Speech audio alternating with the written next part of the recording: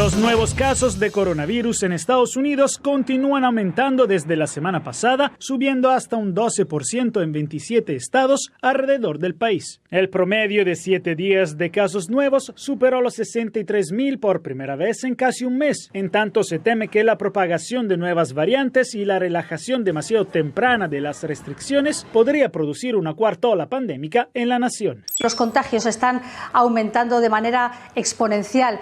No bajamos de los 20.000 nuevos positivos al día y la cifra de muertos está en torno a los 400. Los hospitales están dando la voz de alarma. Hay mucha presión, sobre todo en las UCIs, y el comité de expertos que asesora al gobierno no se ha cansado de pedir medidas más duras. Reino Unido registró apenas 23 fallecimientos a causa de la COVID-19 en las últimas 24 horas, elevando el total a 126.615 y se notificaron 4.654 nuevos contagios. Los hospitales de la región del Gran París están al borde del colapso. Así lo dicen médicos de hospitales, que advierten de que las unidades de cuidados intensivos pronto estarán desbordadas en la región de Île-de-France y que en las próximas 2 semanas el personal tendrá que empezar a escoger pacientes. El Ministerio de Sanidad ha registrado cerca de 5.000 nuevos contagios y 106 fallecidos con coronavirus, mientras el país echa el resto en su campaña de vacunación desde que se retomó el uso de la vacuna de AstraZeneca. Uruguay atraviesa por el peor momento de la crisis sanitaria,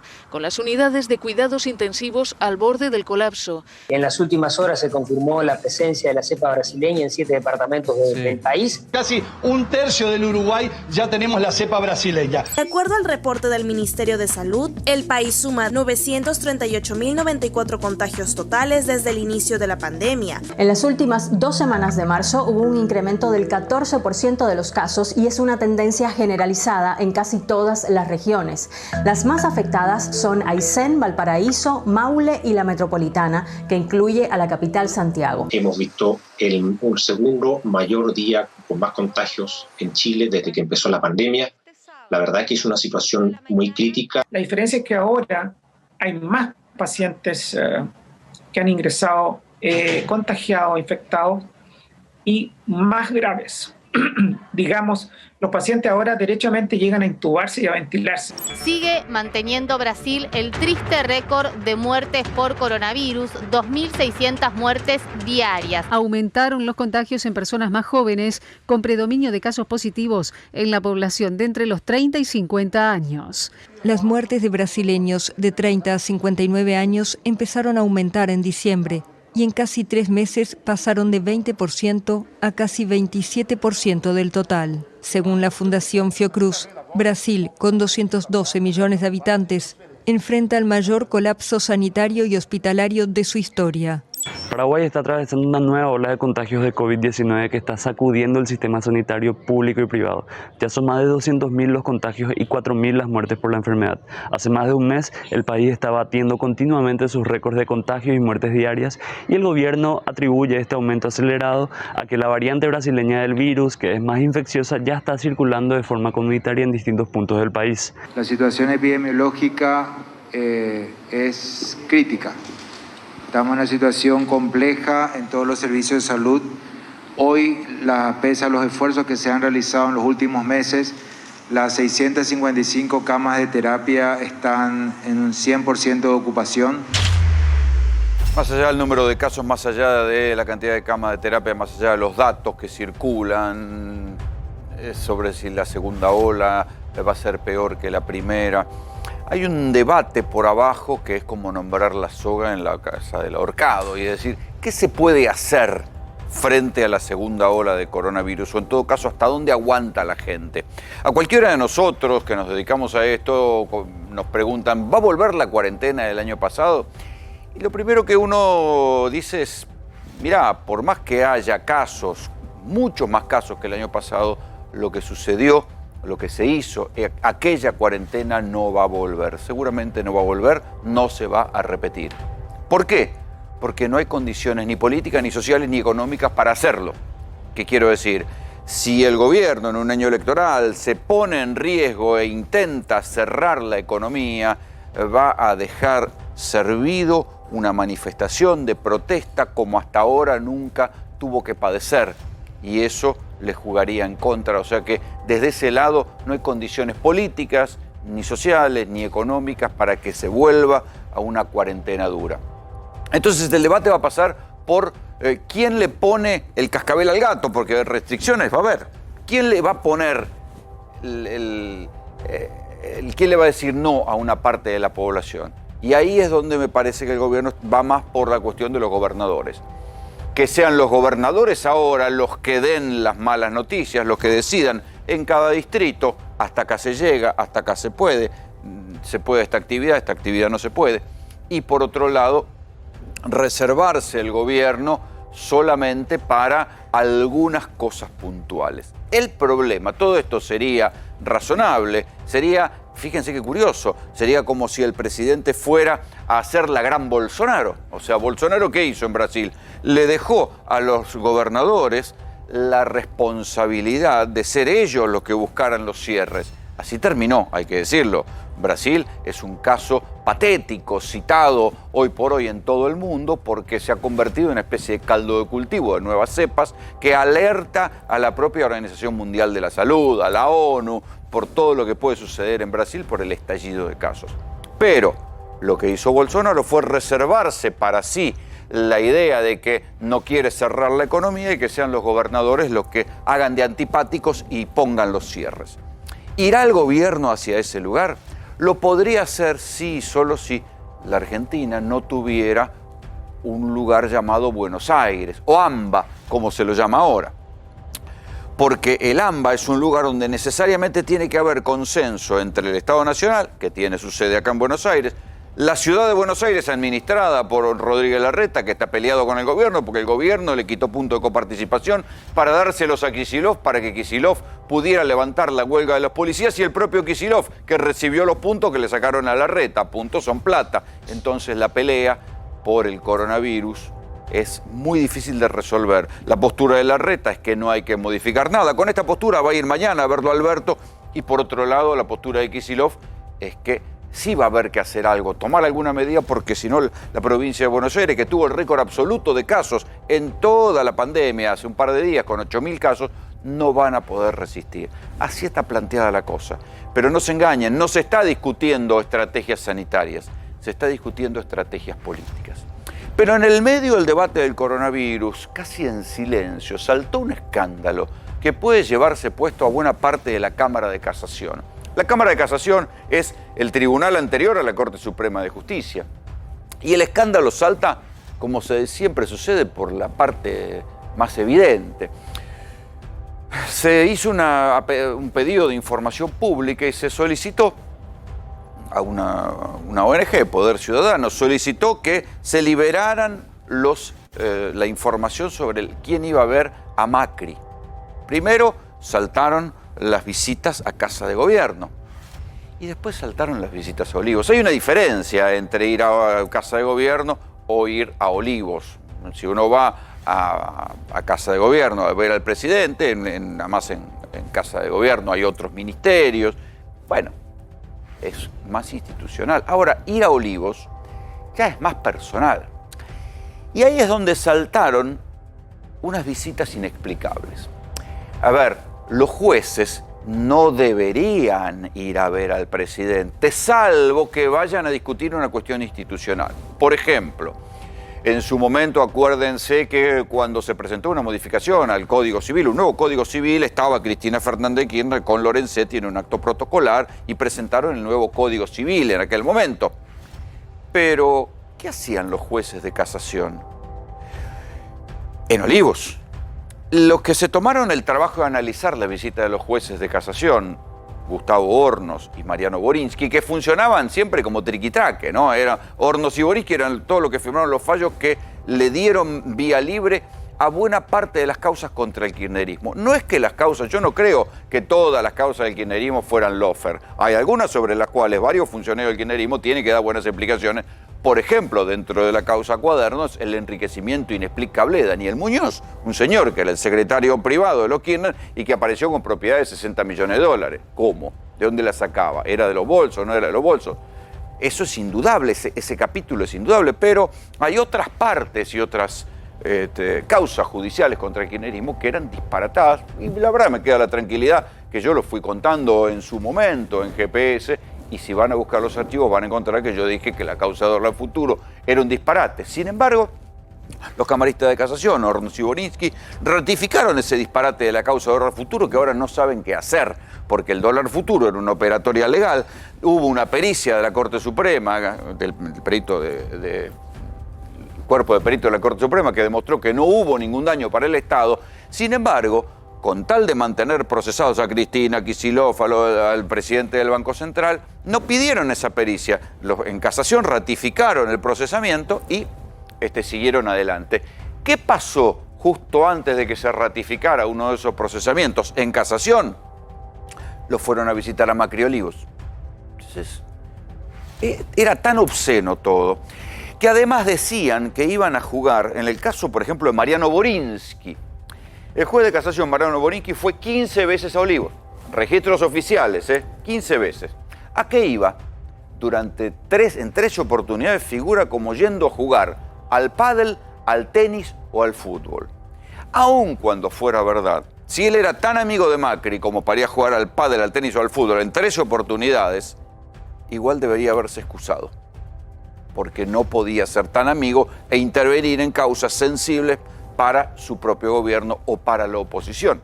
Porque hubo cantidad de denuncias contra Macri a lo largo de estos años, y entonces la casación iba a tener que en algún momento intervenir, se debía haber excusado. Si le gustaba tanto ir a jugar al pádel, al tenis o al fútbol, a Olivos, se hubiera dedicado a otra cosa, no a ser juez de casación. Sin embargo, el juez Mariano Borinsky contestó y que dijo, sí, yo fui a jugar al pádel a Olivos, pero fui una vez, no fui tantas veces. Seguramente eran los muchachos de la entrada los que ponían que yo iba a jugar al pádel. ¿Y entonces a qué iba? Intentó decir también que él integraba la Comisión de Reforma del Código Penal. Ok, pero eso lo tenía que discutir en el Ministerio de Justicia, con Germán Garabano, no con el presidente Macri, que como se sabe, no sabe un carajo de derecho y además es ingeniero. Sin embargo, el juez Borinsky iba a Olivos. Otro juez de casación, Gustavo Hornos, también iba a Casa de Gobierno. Y ahí terminó intentando dar algunas explicaciones de que, bueno, ¿para qué iba a Casa de Gobierno? Nada. Fíjense, o acuérdense, mejor dicho, cómo lo asfixiaron, ahorcaron, presionaron, le hicieron de todo al juez Sebastián Casanelo, a quien llamaban Tortuga Casanelo, porque Casanelo estaba convencido de que había que procesar a Lázaro Báez por lavado de dinero, y de hecho Lázaro Báez terminó condenado por lavado de dinero, pero no había ningún vínculo con Cristina Fernández de Kirchner. Como el macrismo quería encontrar ese vínculo, echaron a correr a través de varios operadores y varios periodistas de estos que se ponen cara seria y se hacen los republicanos confesos, dijeron que Casanelo había sido visto en Olivos. Esa denuncia resultó trucha. Sin embargo, durante meses se insistió en que el juez Casanelo había ido a visitar Olivos y que no era ético, que no era republicano y que había ido a Olivos y había visto a Cristina. Era falso. Eran 2 tipos pagados por la AFI que habían dicho eso, fueron procesados por falso testimonio y Comodoro Pi, entre otros los jueces de casación, dijeron que no siguieran investigando hacia la AFI, que no había pruebas contra ellos. Sentido común. ¿Quién iba a pagarle a los tipos para que dijeran eso? Que ellos mismos reconocieron que era falso. Sin embargo, los mismos jueces que iban a Olivos fueron los que dijeron no sigan investigando la denuncia contra Casanelo, que era trucha. Estas denuncias con los jueces de casación, no estamos hablando de un juez federal. El juez federal viene la Cámara, después viene la casación. Esto es mucho más grave. Son jueces de casación. Deberían estar ya siendo acusados en el Consejo de la Magistratura. Dicen que en algún momento les va a llegar la denuncia al Consejo de la Magistratura y se va a discutir. Es un escándalo, muchachos. Esta gente que decían que venían a conservar la independencia del Poder Judicial, que eran tan republicanos y qué sé yo, qué sé cuánto, iban los jueces de casación o a Casa de Gobierno o a Olivos con la excusa burda que iban a jugar al pádel. ¿Sabe cómo se llama eso? Que habría que revisar cómo viven. Si alguien se tomara el trabajo de revisar cómo viven los jueces Hornos y Borinsky, y tal vez se enteraría de algunas cosas interesantes. No digo la declaración jurada. Habría que ir a revisar lo que gastan en tarjeta de crédito, los autos en los que andan. No, andan con auto de la Corte Suprema. Los autos el que tiene la familia, las casas donde veranean. Y ahí se va a ver si las visitas a Olivos eran a jugar al pádel o eran para arreglar otras cosas. Independientemente de que haya habido o no dinero en esos arreglos, igual es un escándalo, porque aun cuando haya sido por cuestiones ideológicas, por simpatía con Macri, no deja de ser un escándalo. Claro, ahora nadie quiere hablar de esto, porque es un poco incómodo. Otro juez apareció también en Olivos, un camarista, el camarista Mariano Llorens, ¿sí? Apareció en Olivos. Primero había ido a gobierno, a una reunión con un funcionario de la famosa mesa judicial, que ahora la están investigando, entre paréntesis. Vieron que esta semana Fabián Rodríguez Simón, un señor conocido como Pepín, le dictaron la prohibición de salida del país. Bueno, no era que se la podían dictar porque ya estaba en Punta del Este. Ahora dice que va a volver, pero le encontraron una pericia donde había más de 60 llamados con un miembro de la Corte Suprema de Justicia. Si eso no es un operador judicial, explíquenme que es un operador judicial. Es el tipo que llaman para hacer lobby, para convencer, para que los amigos que pusieron ahí hagan lo que ellos quieren, y así funciona. Mariano Llorens, les decía, desarchivó hace poco, hace un par de semanas, la operación PUF, la causa que se conoció como la operación PUF. ¿Qué fue esto? Fue la historia que hizo Carlos Stornelli, que dijo que había conversaciones de presos en Olivos que decían que iban a hacer caer la causa Cuaderno. Hubo una maniobra judicial vergonzosa, basada en escuchas ilegales, que ahora se sabe que son escuchas ilegales que la AFI había hecho para espiar a los presos. Basado en esas escuchas ilegales, esa causa que ya tenía en origen un dato ilegal, unas escuchas ilegales, que fue mandada al archivo y fue archivada por disparatada por el juez Martínez Di Giorgi, fue reabierta por el camarista federal Mariano Llorens. ¿Qué hacía Mariano Llorens? Iba a Olivos, otro de lo que iba a visitar a Olivos. 6 de septiembre de 2019, tardía las visitas a Olivos, el juez Mariano Llorens también quedó registrado ingresando a Olivos. ¿Tenía algún cargo institucional? No tenía ningún cargo institucional. ¿A qué iban los camaristas a Olivos? A charlar con más. Si uno va a Olivos, no es que hay oficinas de otros. En Olivos está Macri. No es que hay montones de funcionarios que residen en Olivos. Iban a ver a Macri. Y si no iban a ver a Macri, ¿a quién iban a ver? Tampoco se sabe, tampoco lo aclaran. Este es el escándalo judicial de los ingresos a Olivos. Después hay otros que ingresaban, hay un montón de periodistas, un montón de empresarios de medios, pero esa gente iba según su legal saber y entender. O sea, no es un delito ir a ver al presidente. Yo no tenía nada que hacer yendo a ver a Macri, nunca fui, nunca me hubiera recibido, como en general nunca fui a ver a ningún presidente, salvo para una nota con cámara. Pero, qué sé yo, es una conducta propia. Otros van, no importa. Eso no es ilegal. Está dentro de los márgenes y las conductas que cada uno tiene y se manejan. Digamos, hacen lo que les parece. Ahora, los jueces no pueden ir a ver al presidente. Y los jueces de la Cámara de Casación, que son los que tienen que fallar sobre la corrupción política y sobre las cosas que afectan directamente a los gobiernos, no pueden ir a jugar al pádel con el presidente. Sin embargo, en la Argentina de los republicanos, eso sucedía. Y sin embargo, también todo eso ahora está en silencio. Nadie habla. Bienvenidos. Esto es GPS. Ahora se va a poner el acento en el número de casos por cada 100.000 habitantes. Si se pasa de los 250 en una región, automáticamente entrará en zona roja. Estarán cerradas las escuelas, los niños, los estudiantes tendrán que seguir las clases desde casa, estarán cerrados todos los negocios, bares, restaurantes, salvo lo esencial. Inglaterra ha empezado este lunes a relajar sus restricciones para contener la pandemia, permitiendo encuentros sociales al aire libre de hasta 6 personas y a los deportes en el exterior. Los comercios de productos no esenciales continúan clausurados, al igual que las peluquerías, gimnasios, pubs o restaurantes, excepto los que ofrecen comida para llevar. Las autoridades de salud del Condado de Los Ángeles anunciaron que a pesar de que se cumple con las reglas estatales, no entrará en vigor la fase naranja hasta el 5 de abril. Con las agresivas variantes brasileña y británica en circulación y ante el peligro de colapso hospitalario, las autoridades decidieron extender el confinamiento a toda la región metropolitana de Santiago. El 80% de la población estará en cuarentena total indefinida. Los hospitales se encuentran al borde del colapso mientras el gobierno del presidente Jair Bolsonaro enfrenta crecientes presiones para resolver la crisis sanitaria, que amenaza con paralizar nuevamente la economía.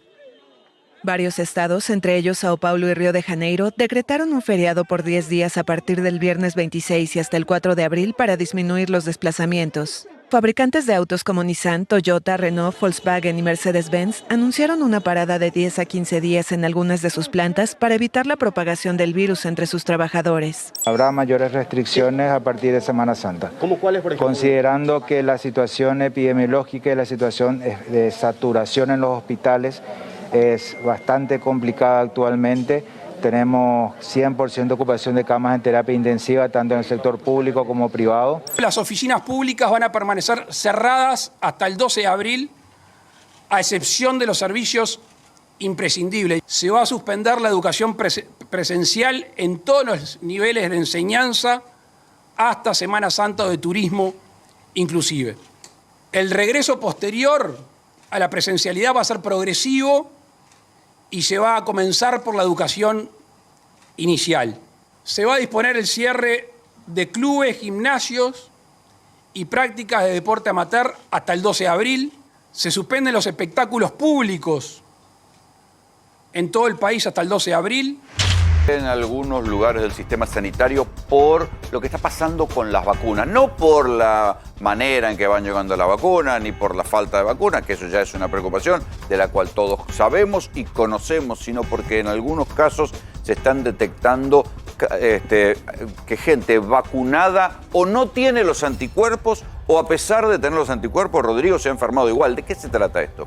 Mira, Rolando, tuvimos acceso a información justamente la semana pasada, que lo hemos charlado acá en el programa, de que médicos que habían sido inoculados con la vacuna, la Sputnik, con una muy buena eficacia, con la 1 y la 2, con las dos dosis. Con las dos dosis, con el esquema completo, eso hay que decirlo, hicieron una enfermedad grave de COVID. ¿Sí? Tuvimos acceso a que 3 médicos de un hospital del conurbano tuvieron este problema. ¿Qué quiere decir esto? A pesar de estar vacunados y a pesar de que tenían anticuerpos neutralizantes, ¿qué quiere decir? Que la vacuna había funcionado de una buena manera, tuvieron la enfermedad. ¿Sí? Esto nos puede hacer pensar... Habría que estudiarlo ya, a ver qué les pasó. Justamente lo que se hicieron con estos 3 profesionales es, se los hisopó y se mandó a secuenciar justamente el Instituto Malbrán para ver cuál es la genética del virus, para ver cuál es el nombre y el apellido del virus al cual los había infectado, porque se supone que tenían la mejor de las vacunas.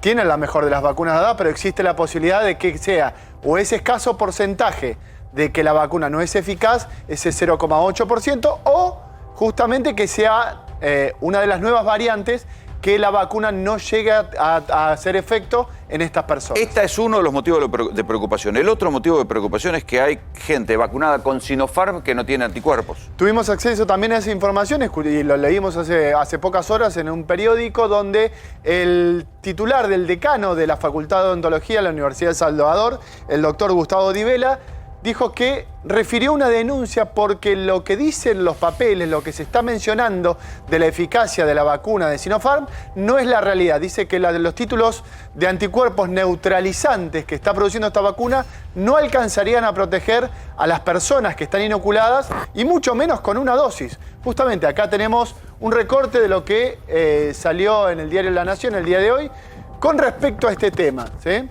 Pero ¿cuál era la eficiencia de la vacuna de Sinopharm? La eficacia que todavía no está publicada, esto hay que decirlo. ¿Te acordás cuando teníamos toda esta lucha justamente con la vacuna de Sputnik, que a los que habíamos tenido acceso a la información, que era una muy buena vacuna, con una muy buena eficacia? Bueno, todavía no está publicado en una revista científica indexada. ¿Qué quiere decir?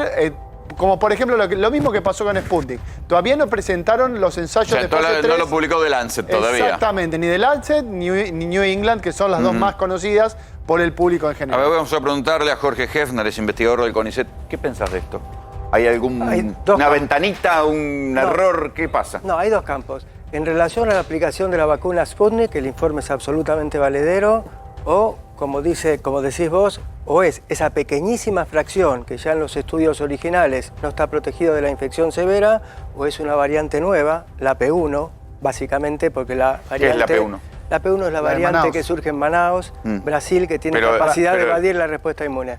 ¿La Sputnik no protegía contra la de Manaus? No, la Sputnik protege con un nivel de eficacia del 90 y pico largo frente a las variantes convencionales, Wuhan, etc. Frente a la variante inglesa, también como todas. Frente a la variante sudafricana, que es la que más preocupa, evade a todas las vacunas. Esta es Pfizer, etc. A ver, vamos a ser didácticos. ¿Hay una cepa, una variante del coronavirus que esquiva todas las vacunas? Esquiva en forma relativa, pero muy preocupante, que es la variante sudafricana que todavía no ingresó a Latinoamérica, ni a Argentina ni a Latinoamérica. Por suerte, se remotó. Por suerte, en el informe del Instituto País que tuvimos hoy, justamente la única variante que no está en Argentina es la sudafricana. Y la variante de Manaus está en una situación intermedia, que es lo que explicó lo que pasó en Manaus. O sea que estos médicos pueden tener la de Manaus. Podrían tener una cepa así, o podrían estar en ese 2 o 3% de personas vacunadas, el 97% muy protegida, un 2-3% menos protegida. Es decir... Sí, pero 3 médicos del mismo hospital... Habría que ver si está circulando, porque es verdad, esa situación que vos planteás es complicada de entender. Ahora, si vos comparás, digamos, la eficacia de la vacunación, ¿qué sector podemos ver en Argentina si la vacunación anda? El personal de salud, que está en gran medida cubierto. La internación del personal de salud, desde que se completó mayormente el programa de vacunación en la Argentina, bajó muchísimo, en un 60-70%. Es decir, que las vacunas que tenemos... En los grandes números funcionan. Así es. Eso con el esquema de 2 dosis, que fue el que empezamos primero. Claro, con el esquema completo, que es lo que está publicado en todas las revistas científicas que conocemos. Pero hay casos también de gente vacunada con las 2 dosis que no presentó anticuerpos, que eso puede ser la vacuna mal dada o vencida. Puede ser justamente lo que consultábamos, que todavía no tuvimos respuesta, el tema de la farmacovigilancia. ¿Quién está encargado de la farmacovigilancia de la vacuna? Que ¿sabés lo que es? Llega el lote, agarrás al azar un frasquito, lo analizás y evaluás cuál es el estado de la vacuna, porque generalmente cuando una vacuna pierde la eficacia es en el 95% de los casos la pérdida de la cadena. ¿Se hace la farmacovigilancia? Se hace. ¿Se sigue el seguimiento a la vacuna? Se hace farmacovigilancia. Ahora, si vos me preguntás cómo se instrumenta la logística, al no estar formando parte del elenco ministerial, no tengo datos, no lo sé. Nosotros hicimos estudios, por ejemplo, con personal de salud vacunado con Sputnik.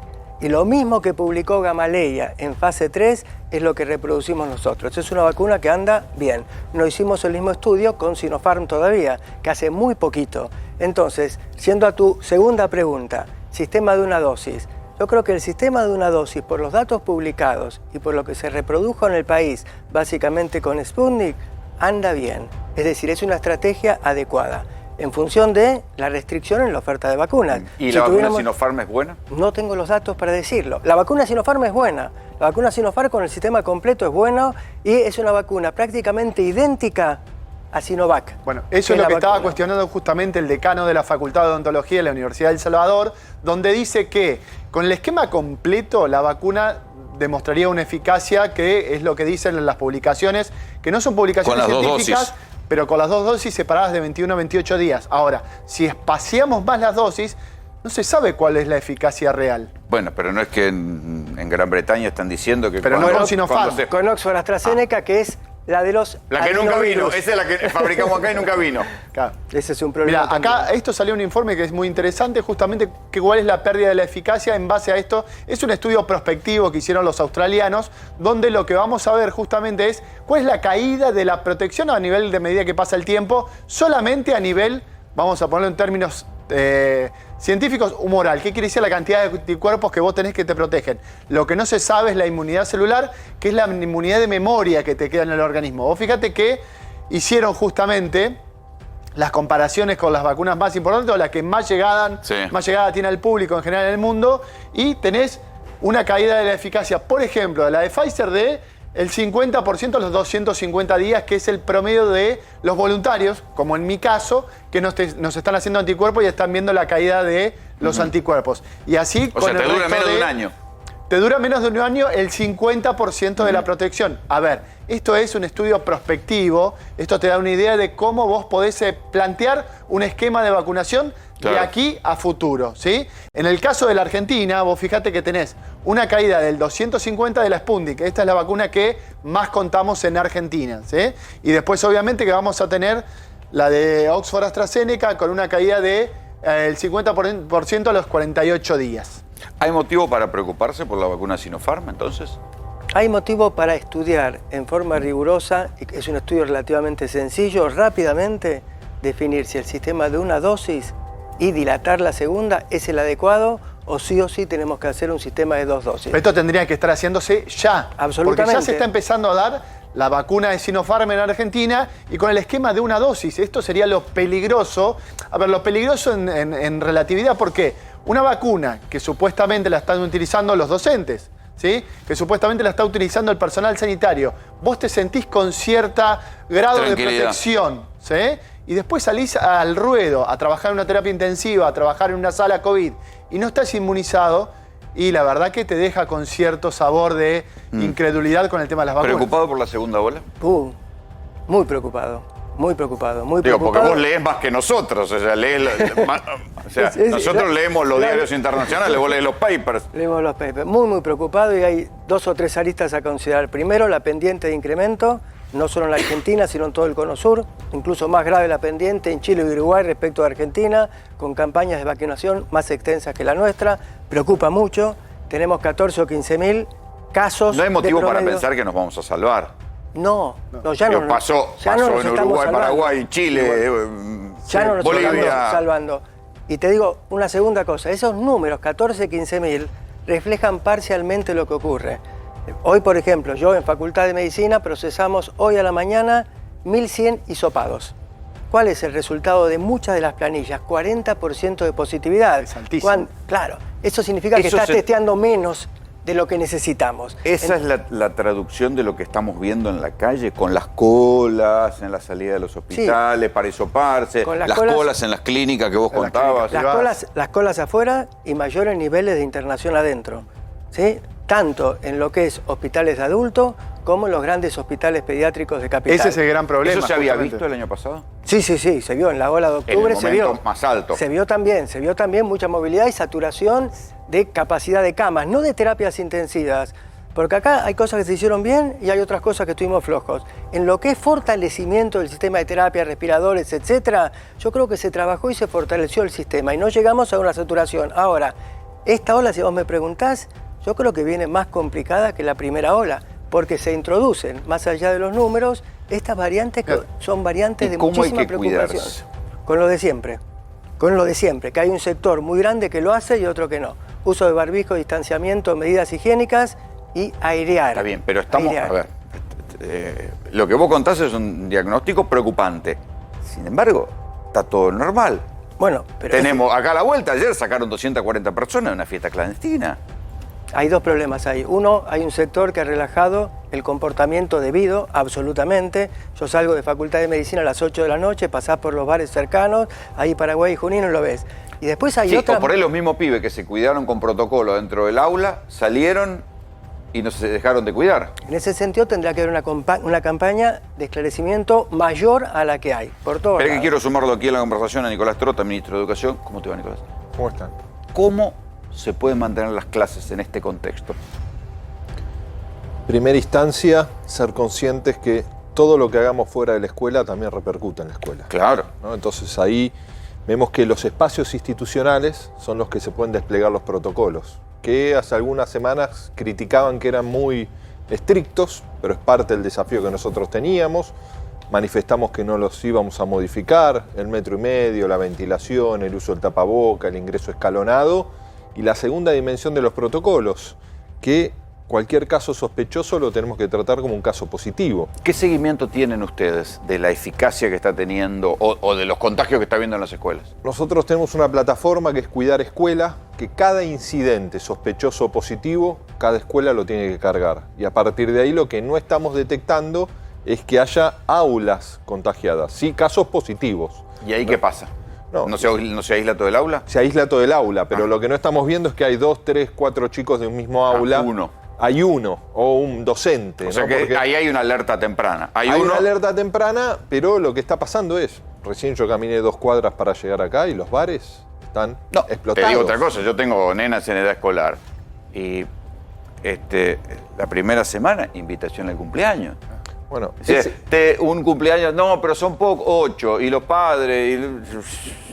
Tenemos un consenso, priorizar la presencialidad cuidada, pero tenemos que lograr hacer conjugar esa presencialidad cuidada con una base epidemiológica que lo permita, ¿no? Entonces, a partir de allí es muy importante para la familia ser conscientes que sostener el esfuerzo institucional, el esfuerzo de las familias de cuidarnos dentro de la escuela, implica cuidarnos cuando vamos a buscar a nuestros hijos a la escuela. De la escuela a casa y de casa a la escuela. Sí, y en la puerta de la escuela, lo que peor ha funcionado es el ingreso escalonado, porque no se cumplen en la puerta el distanciamiento, el uso del tapaboca, y después fuera de la escuela, porque eso termina repercutiendo en la escuela. Sí notamos, ¿no?, en todo el crecimiento, ¿no?, el crecimiento de los contagios en niños y adolescentes está por debajo del promedio del resto de la población. Pero las nuevas cepas atacan a los pibes. Bueno, y ahí, ¿qué observamos? De 20 en adelante, de 20 a 30, de 30 a 40, es donde hay mayor crecimiento. Eso también lo asociamos a, nos dicen los especialistas, ustedes ya factores... ¿El sistema educativo ya está registrando mayor incremento de contagio en los jóvenes? No, en los jóvenes, pero que están fuera del sistema escolar. Universitarios, digamos. Sí, que no están teniendo presencialidad. El sistema universitario es por la vida privada. Es por fuera, no, porque la universidad en la inmensa mayoría de los casos está sosteniendo la virtualidad o la distancia. No, sí tenemos presencialidad en la educación obligatoria, inicial, primario y secundario, pero en la inmensa mayoría del sistema universitario está sosteniendo la distancia.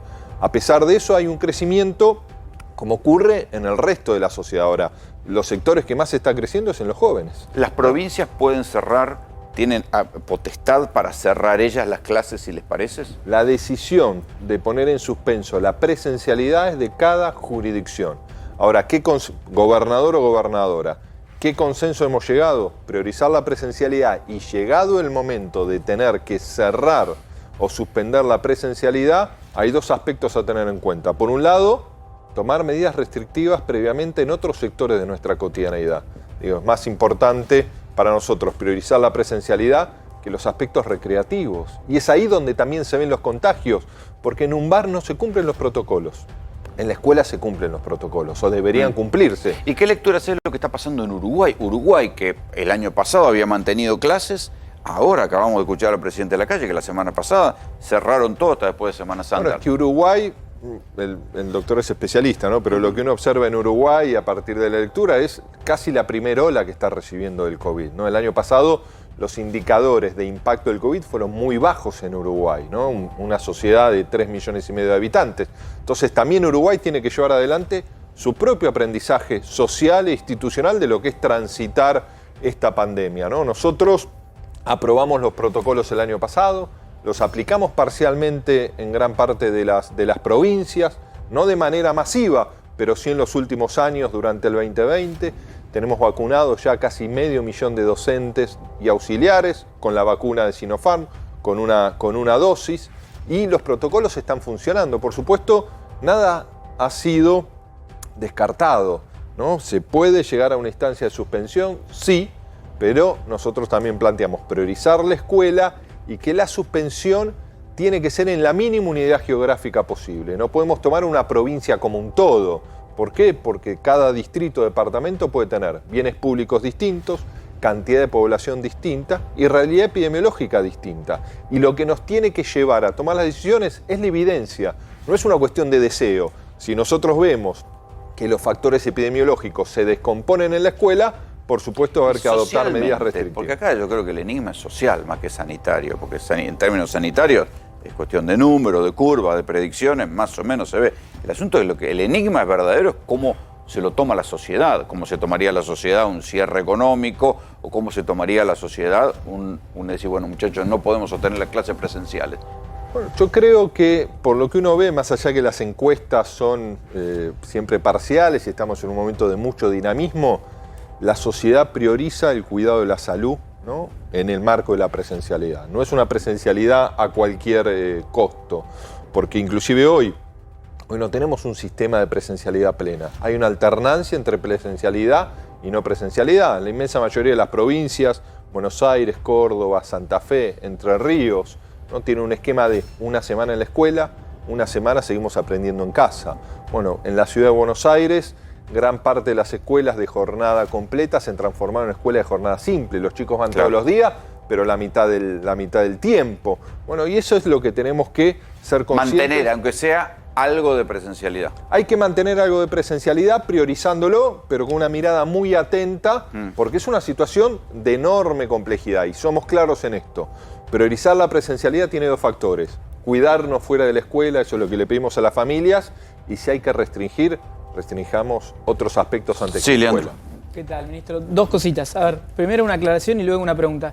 Veo que están hablando bastante de los bares, ¿no? La aglomeración que se genera.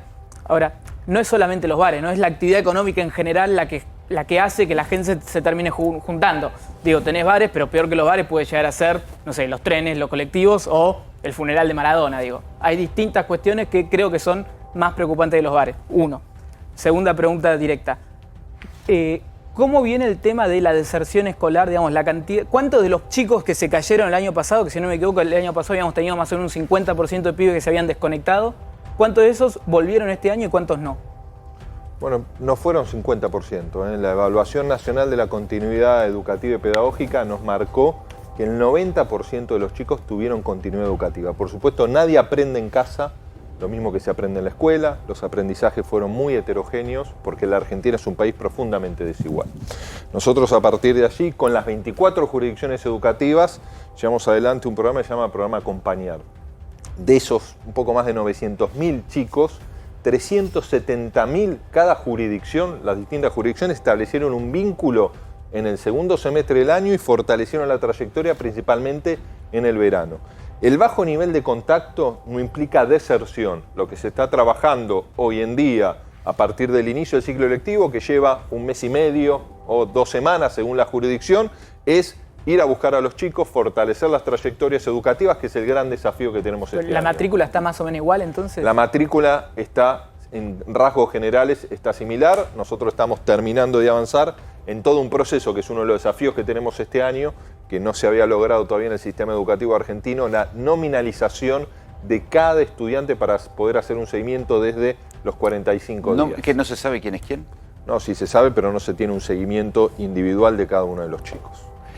Sin embargo, el otro día hubo una manifestación muy rara. El Ministerio de Educación fue prácticamente tomado por una manifestación que decía que había que reforzar la conexión de los pibes más pobres.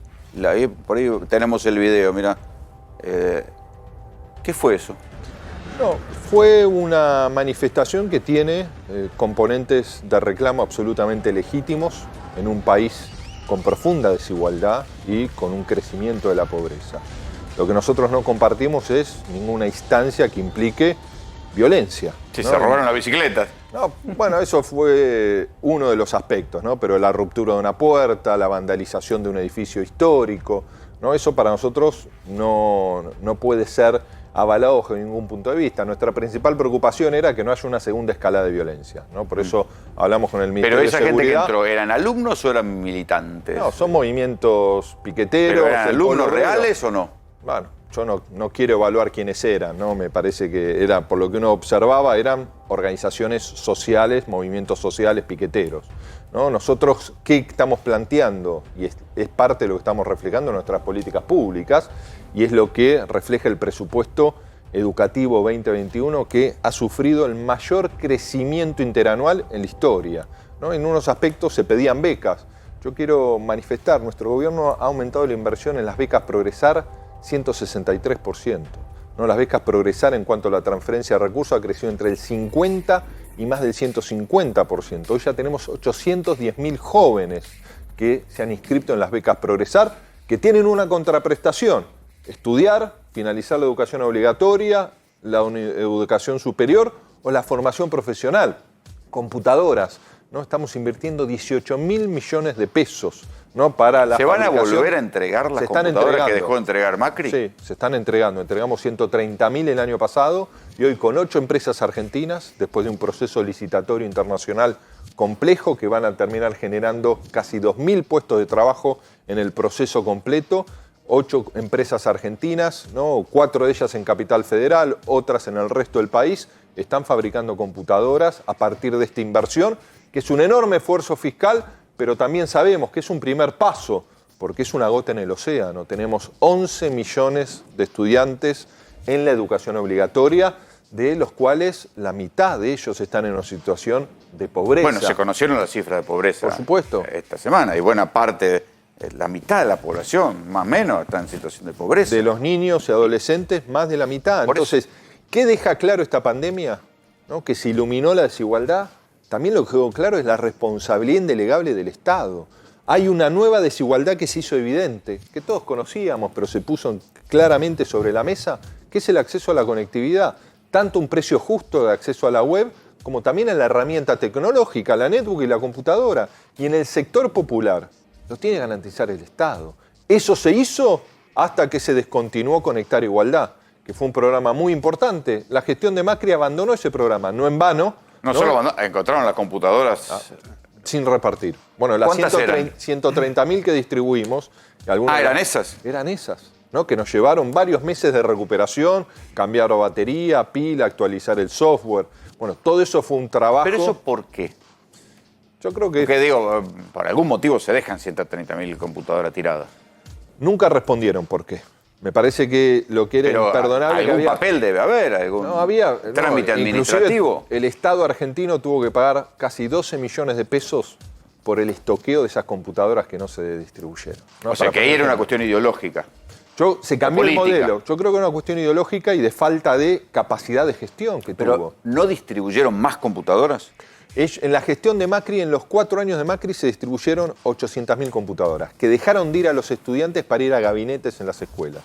Ahora, lo que es extraordinario, que cuando nosotros hacemos todo el análisis de cómo fue el proceso de distribución, las computadoras se distribuyeron, ¿no? Ya habían perdido las elecciones, entre septiembre, octubre y noviembre se distribuyeron 600.000 computadoras. La inmensa mayoría se distribuyeron esos 3 ¿Para meses. las elecciones? No, después de las elecciones, ya habían perdido, pero tuvieron un grave déficit en lo que era la gestión para llegar con las computadoras a las escuelas. Nosotros las distribuimos el año pasado, hicimos todo este proceso de licitación pública, se están empezando a fabricar computadoras nuevamente en la Argentina y es la responsabilidad que tiene el Estado. ¿Se puede educar en la pobreza con estos niveles de pobreza? ¿Se puede educar razonablemente? En alguna época la Argentina pudo. No, se debe, es nuestra responsabilidad indelegable y yo creo que tenemos que dar el debate de la realidad tan urgente en el presente y pensar la escuela que queremos para el futuro. ¿Tenés alguna cifra de cómo cuánto la escuela hoy alimenta a los pibes? Hoy tenemos 3 millones de chicos y chicas, ¿no? que reciben los módulos de alimento en el sistema educativo argentino. Que comen en la escuela. Comen en la escuela, una comida hoy al no menos. están comiendo en la escuela, hoy no están comiendo en la escuela, hoy lo que se retiran son los módulos de alimento, efectivamente. ¿Una o 2 comidas? No, depende de la escuela, ¿no? Hay escuelas que tienen desayuno y que tienen almuerzo y también tienen un suplemento por la tarde, ¿no? Entonces eso se transforma inicialmente en viandas, luego se transformaron en módulos de alimento, que es lo que está vigente, que es, según la jurisdicción, cubre 1 o 2 semanas, que son las bolsas de alimento que están entregando y entregaron las escuelas durante el 2020. Bien, pero cuando había comedores, iba y comía el pibe, ahora come la familia. La escuela le está dando un módulo de alimento, en algunos casos reforzado, que cubre la comida del chico, además de lo que fue el despliegue del Estado Nacional a partir de la tarjeta alimentar, ¿no? Y al mismo tiempo el fortalecimiento que se hicieron de los comedores comunitarios, ¿no? Recordemos que la primera iniciativa de nuestro gobierno, en una Argentina tan lejana ya que es la de la prepandemia, fue el plan de lucha contra el hambre, con una inversión inicial de 70.000 millones de pesos, ¿no? Y ese fue el despliegue de la tarjeta alimentar. Y en la gestión que yo quiero plantear esto como un eje de lo que tiene que ser un cambio de paradigma de cara al futuro para nuestro país. En los 4 años de Macri, la inversión en cabeza del Estado Nacional en materia educativa cayó el 33%. ¿No? Y eso es un enorme retroceso. Y es un número que no lo digamos nosotros, no lo dice solo el Estado, lo dicen organizaciones. Cayó comparado con la inflación. No, en términos globales, sí, no, en términos globales, no comparado con la inflación, sobre el peso sobre el Producto Bruto Interno, ¿no? Y eso es un enorme retroceso. Teníamos una ley, que era la Ley de Financiamiento Educativo, que se abandonó en la gestión de Macri. Cuando nosotros decimos, ¿cómo va a caer 33%, un tercio de la inversión? Bueno, fueron menos computadoras, menos libros, menor inversión en el salario, en la formación de nuestros docentes. Y nosotros queremos plantear, porque lo dijo el presidente el 1 de marzo, este año, en un año electoral, para poder también generar los consensos con todas las fuerzas políticas, una ley de financiamiento, una ley de justicia o equidad educativa. Hablando de equidad educativa, ¿no habría que avanzar en la doble escolaridad para todos? Es un gran desafío que tenemos, principalmente... Digo, las escuelas privadas son casi todas de doble escolaridad, y ahí hay un hándicap después, que después de más horas de escolarización, un pibe que sale de la educación privada está muy por encima de un pibe que fue una jornada. Hay dos componentes para nosotros fundamentales en el desafío que tenemos. Por un lado, avanzar en la escolarización temprana, ¿no? Sala de 4 está casi universalizada, tenemos que, y es nuestra mirada, no hay consenso unánime, pero por lo menos es nuestra mirada, la obligatoriedad de la sala de 3 y poder universalizarla. Y en segunda instancia, esto que vos hablás, la jornada completa, la jornada extendida, principalmente la escuela secundaria, que es donde tenemos el mayor desafío, en la terminalidad, ¿no?, de la escuela secundaria. Porque abandonan muchos entre los 14 y los 15. Es el 50%. La mitad de los chicos termina la escuela secundaria en el tiempo adecuado, ¿no? Después eso lo extendemos, ¿no?, con mayor tiempo al 70%. La deserción, o sea, ¿me quiere decir que la deserción en la secundaria es el 50%? Que termina en tiempo, sí, la deserción, la no finalización termina siendo un poco inferior al 30%. Ahora, para nosotros es plantear... altísimo. Es muy o sea, alto. vos me querés decir que la mitad de los pibes que no terminan la secundaria en tiempo. No terminan la secundaria en tiempo. O Y sea ese que es el gran repiten. desafío que tenemos. O sea que repiten algún año. No, repiten o abandonan. la escuela y deben materias, ¿no? Claro, Hay perdón. repitencia o abandonan la escuela o terminan la escuela y deben materias. Y déjame averiguar, casi todos son los más pobres. Por supuesto, pero ahí el desafío... Y ahí se convierten en los niní. Sí, que yo no creo que sean niní, son sin. Porque niní implica una carga de ni estudia ni trabaja individual. Ningún chico decide abandonar la escuela. No es expulsado por la escuela. No es responsabilidad de una escuela en particular, es el modelo educativo. Que para nosotros plantear una escuela de jornada completa, jornada extendida, tenemos que pensar otra escuela. Porque si le sumamos horas, no es que vamos a lograr que estén más los chicos. Y es dramático porque deja de ser un sujeto del mundo de la educación para pasar a ser un sujeto del mundo de la justicia. Sí, o de la justicia de ahí o o del trabajo negro, o del delito. O de la poca perspectiva para un futuro mejor. Entonces es ahí donde nosotros tenemos que generar las políticas necesarias que van de la mano también de asociar, y es el gran desafío que nosotros tenemos en la escuela secundaria, al mundo del trabajo. ¿Tienen algún plan para contener a los pibes que no se vayan de las escuelas? Sí, por supuesto. Olvídate de la pandemia, supongo que un día Nosotros, termine para esto. los jóvenes, ¿Cómo haces para que no se te vayan para los jóvenes, a la marginalidad, a la cerveza? Para los jóvenes nosotros el gran desafío que tenemos y que estamos desplegando es trabajo y educación. Las becas Progresar para nosotros son un punto central en ese sentido, que ahí es el Estado con la comunidad organizada para extender la capacidad de respuesta, ¿no? En muchos jóvenes que han terminado la escuela secundaria o no la han terminado y no tienen herramientas para enfrentar el mundo del trabajo. Y ahí nosotros es una beca, pero tan importante como la beca Progresar es generar la oferta de la formación profesional y el acompañamiento de la trayectoria educativa. Sí, Leandro. No, digo, tal vez el problema es el modelo económico. Digo, o sea, los pibes te abandonan el colegio porque tienen hambre, ya en la casa necesitan guita y el pibe tiene que salir a laburar. Entonces, no pasa solo por la cuestión de la escuela. O sea, hay una situación harto compleja con la mitad del país pobre, en donde en esas casas, por ahí, digamos, con el ingreso del jefe de familia no alcanza, con el ingreso de la madre no alcanza, y el pibe de 14 años tiene que salir a hacer cosas que lo obligan a salir del colegio. Entonces, no va solo por la cuestión, o sea, como decís vos, metés más horas, y si seguimos haciendo los mismos mamarrachos macroeconómicos, no va a alcanzar. Podés poner jornada de 24 horas y vas a tener deserción igual. Primero, yo comparto en un 100% que, y siempre nosotros repetimos, lo que ocurre en las cocinas de nuestros hogares impacta a lo que ocurre en nuestras escuelas, ¿no? Y eso es fundamental. Digo, no hay capacidad de pensar que podemos tener una transformación positiva en el sistema educativo si no es acompañado de un proceso de recuperación social de la Argentina. ¿no? Y económica, Social sí y o sí, económica, y desarrollo, por supuesto, digo, en todos los O sea, términos. no Cuando decimos, tiene que quedar como un segundo plano. Económica sí o sí, el PBI cayó 10% en la mitad de países hablamos pobres. de social, sí o sí, económica. digo, no hay desarrollo social si no hay desarrollo de la economía y generación de empleo, ¿no? Eso impacta en lo otro, ¿no? Y eso nos parece que es un punto central. ¿Qué ocurre? Argentina trastabillaba y nos golpeó la pandemia. Ahora, ¿no? qué país raro, porque al mismo tiempo la UBA sigue siendo una universidad de excelencia. Sí, pero yo creo que... Nuestra educación retrocede en números macro y tenemos... Pero yo creo que también tenemos una escuela pública de excelencia en el concierto del complejo que tenemos ahora. No sé si ¿Sí? todavía. ¿Cómo? Yo creo que sí, yo creo que sí. Mira, nosotros, la mayor parte de la gente yo que llega... hice toda mi formación en escuela pública. Yo también. Primaria, secundaria y facultad. Yo rescato muchísimo lo que es la escuela pública, lo que se ha hecho, lo que se trata de hacer. Con correcciones habrá cosas que corregir, pero realmente cuando yo veo estudiantes de Facultad de Medicina, mi materia está en tercer año, la inmensa mayoría viene de la escuela pública. Ok, es verdad, hay un sector que no llega, que es el sector más humilde. Bueno, eso tiene que ver con las desigualdades del país y coincido con lo que decís. No es un asunto únicamente de la educación. ¿Tienen evaluaciones como para saber si la escuela pública todavía provee alumnos bien educados, bien formados? Sí, primero, el debate famoso de las escuelas PISA, de las test La PISA. diferencia en las instancias de evaluación no es marcada entre la educación de gestión privada y la educación de gestión estatal. Digo, lo que sí tenemos, el eje de la transformación educativa y social se vincula a la realidad de exclusión en la que están nuestros chicos y chicas. Eso es lo que el mayor componente.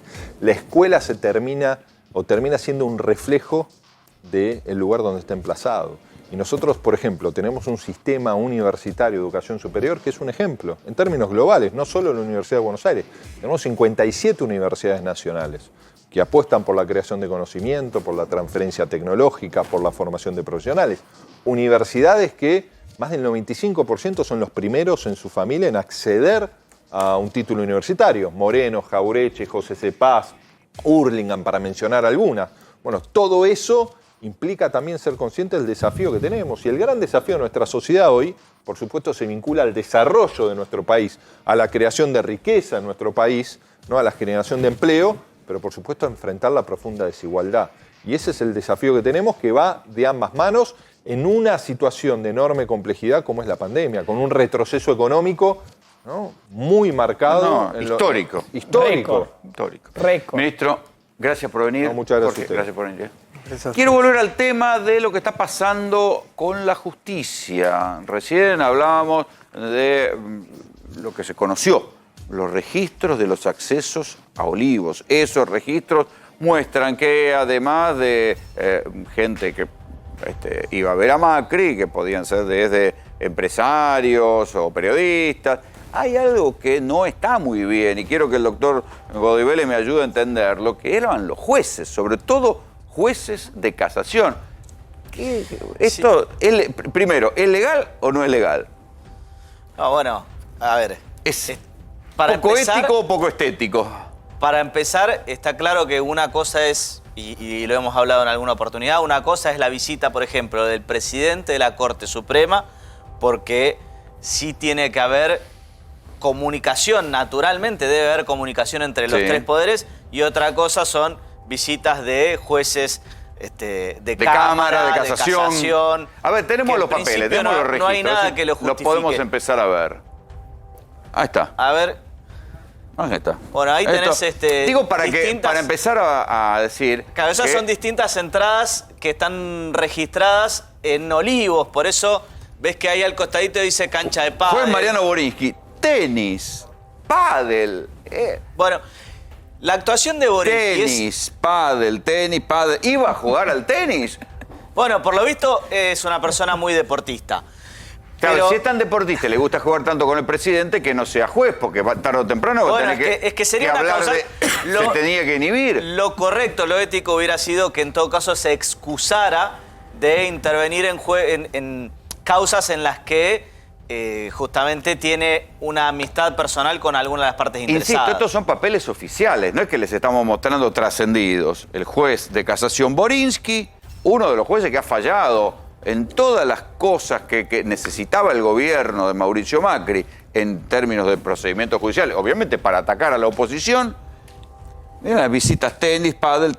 Era múltiple deportivo el hombre. Bueno, Fútbol. Y justamente pero, a ver, ¿es un atleta? No.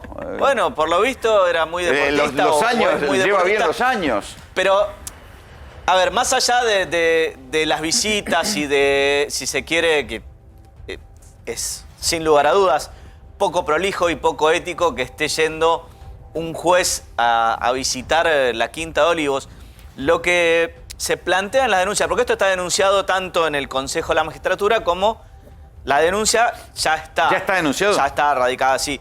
¿Contra quién? ¿Contra Borinsky? Contra Borinsky. ¿Contra Hornos? Contra Hornos, sí. Y entiendo que la de Llorens todavía no, pero seguramente va a tener el mismo destino.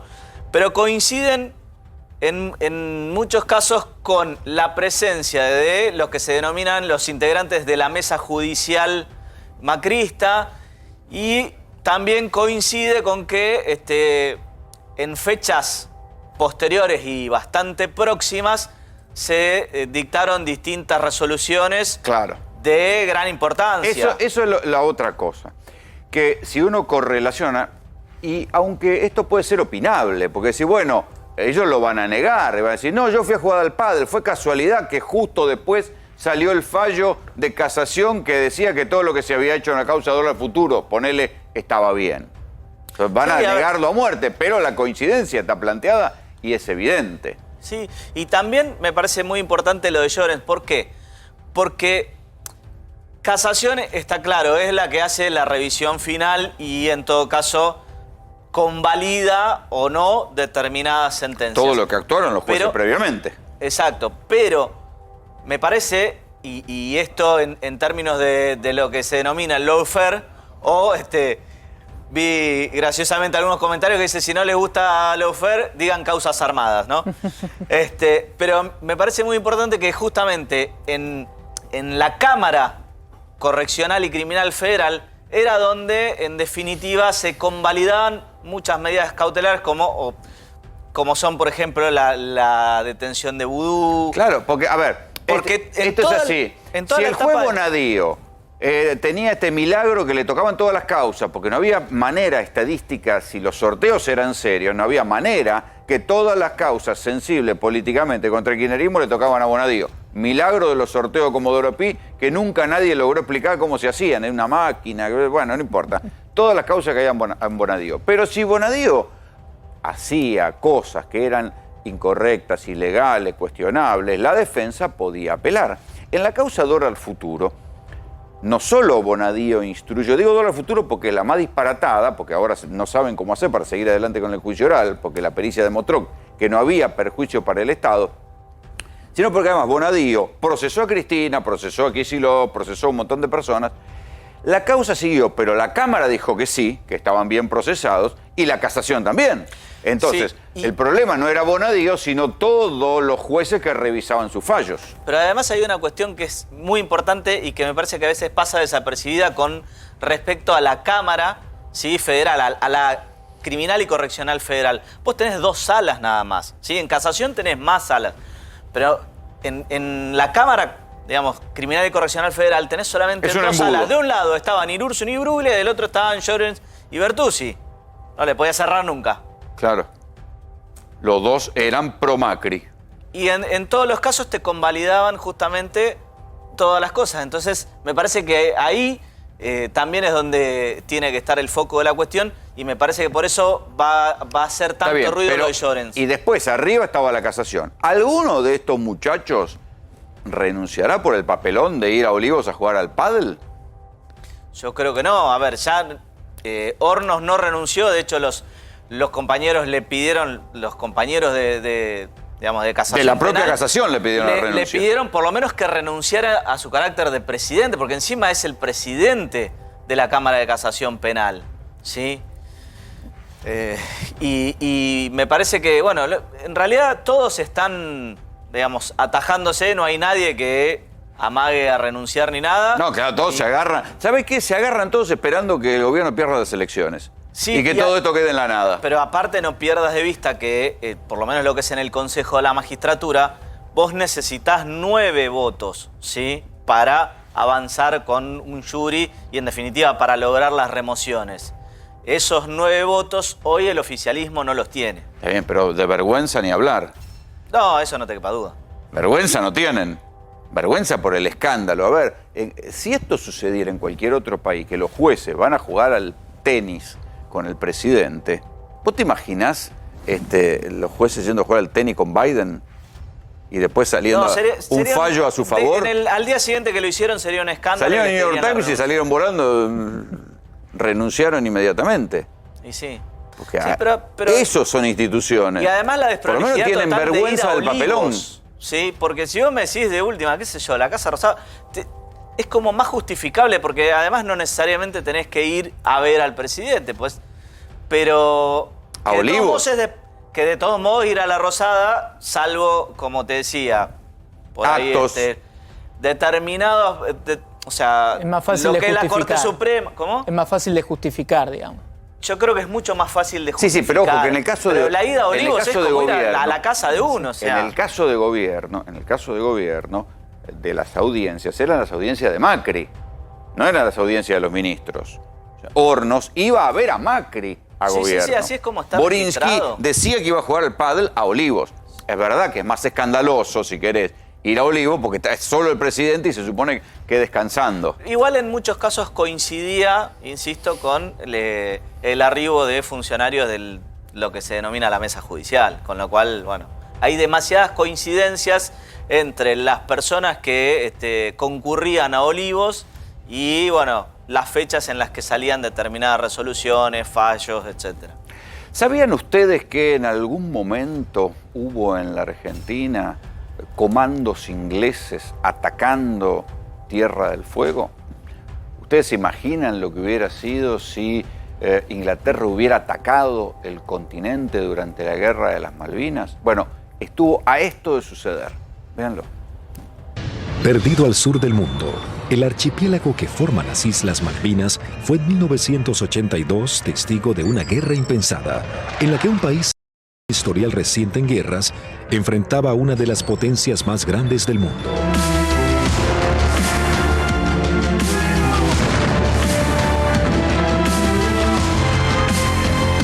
Yo creo que la Fuerza Aérea está intacta en cuanto a su poder combativo y todavía tiene mucho que hacer y mucho que decir.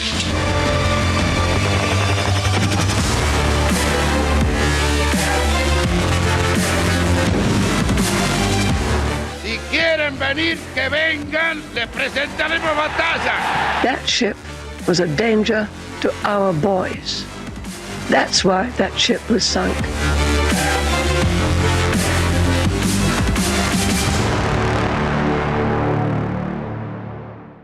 Uno piensa que tantos años después sabe todo sobre Malvinas y no. Cuando estaba mirando tu libro, vos decís que vinieron comandos ingleses aquí a la Argentina a atacar las bases de los aviones y de los misiles. Sí, el continente fue parte del teatro de guerra. El problema que tuvo Inglaterra a partir del hundimiento del Sheffield es que se dio cuenta que el continente podía hacerle perder la guerra. Es decir, si ellos no eliminaban la amenaza aérea y también naval de la costa argentina, no podían desembarcar. Entonces, en un momento de desesperación, a partir del hundimiento del Sheffield por el Superétendard, planificaron un ataque al continente a través de un comando británico. Ahora, el continente tenía dos problemas para Gran Bretaña. Uno era la amenaza y lo otro es que una invasión en el continente abriría mucho más el espectro de la guerra. Claro. Y podría armar una conflagración mundial, ¿no?, de la cual no hubiera sido ajeno la Unión Soviética. No te olvides también que el Tratado del TIAR obligaba a los estados latinoamericanos y al propio Estados Unidos a defenderse contra una agresión de un país extraamericano. Exactamente. Y las islas podían estar en discusión, pero la Patagonia no. Claro, entonces el problema que tenía Inglaterra es que el continente era una amenaza, entonces todas las operaciones que ellos querían hacer sobre el continente tenían que ser obligadamente secretas, ¿no? Y este es el punto que trabaja La Guerra Invisible, que cuenta la historia no solo de un comando británico, sino también de tareas de infiltración y de sabotaje que ellos hicieron en toda la costa, el litoral marítimo argentino, donde estaban las bases aéreas. Primero pusieron submarinos, ¿no? Que esto era para detectar. ¿Los submarinos atravesaban las defensas argentinas alegremente? Sí, bueno, es que ya no había más defensa naval argentina a partir del hundimiento del Belgrano. El primer torpedo impactó en el Belgrano, en medio del barco, a babor. En ese instante murieron varios cientos de hombres. Un chorro de agua que se eleva 20, 25 metros y luego cae. Caen con hierros, maderas, cosas del buque. Y cuando cae ese chorro de agua, le faltaban al buque 15 metros. 20 minutos después de que explotaran los torpedos, el capitán Bonzo supo que el Belgrano se estaba hundiendo y que no había mucho tiempo para que sus hombres subieran a los botes. A partir de ahí, el 2 de mayo, se retrotrajo toda la flota naval y no participaron más, ¿no? Bueno, si están en una guerra, ¿te pueden hundir un barco? Sí, bueno, de hecho, cuando hunden el crucero General Belgrano, los dos destructores, el Bouchard y el Piedrabuena, van a defender la costa argentina, básicamente la base de Río Grande, y el portaaviones 25 de mayo, que tenía una flota aérea embarcada, va al Golfo de San Jorge, por una decisión de Anaya, básicamente. Anaya, que fue el gran gestor de la guerra, el ideólogo de la guerra, mucho más que Galtieri, es el que le impone la idea a Galtieri, después se da cuenta que la guerra es una locura si se producía. Él no esperaba que Gran Bretaña viniera con su flota. Entonces, lo cual demuestra su estatura política. Sí, además, es un chanta. Sí, bueno, porque era un análisis estratégico de decir Gran Bretaña no va a venir porque no le interesan las islas, y si además viene, a Estados Unidos no lo va a apoyar. ¿Por qué? Porque Argentina prestaba servicios militares en Centroamérica para la lucha contra el sandinismo y la instrucción a las contraguerrillera, digamos, ¿no? De todo ese tipo de revoluciones que se estaban gestando. Bueno, Galtieri era el mejor amigo de Reagan, pero fue un error político tremendo pensar que vos podías meterte con una potencia imperial alegremente y no te iban a decir nada. Bueno, esta es la falla estratégica. Pero la guerra fue más de Anaya que de Galtieri, la idea. Sí, la idea sí, de hecho. Galtieri la compra. Galtieri la compra porque necesitan poner algo en agenda.